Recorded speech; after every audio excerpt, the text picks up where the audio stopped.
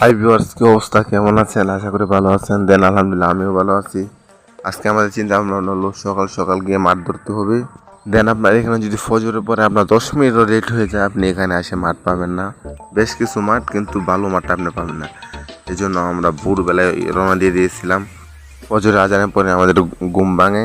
ঘুম ভাঙার পরে আমাদের মাদ্রাসার থেকে কিছু ফ্রেন্ড যাওয়ার কথা ছিল, বাস ওদেরকে নিয়ে বের হয়ে গেছিলাম। কিন্তু এখনো পুরোপুরি সকাল হয়নি, দেখতে পারতেছেন অন্ধকার।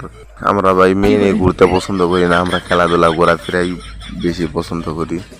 আপনাদের আমি পুরো মাঠটা দেখাচ্ছি, দেখেন মাঠটা কিন্তু মোটামুটি অনেকটা বড়, কিন্তু এখানে ভালো কিরিচটা যদি একটু লেট হয়ে যায় তাহলে আসি আর পাওয়া যায় না। এই যে আমার এক ফ্রেন্ড এখানে ডাক দিতেছি।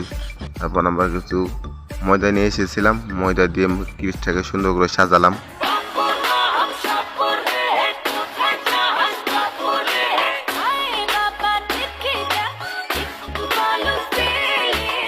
আমাদের টিমটা আগেই কন্ট্যাক্ট করা ছিল আর কি, আমরা বাহিরে আর ওরা মাদ্রাসা ছেলেদের সাথে, বেশ ভালোই লাগছিল।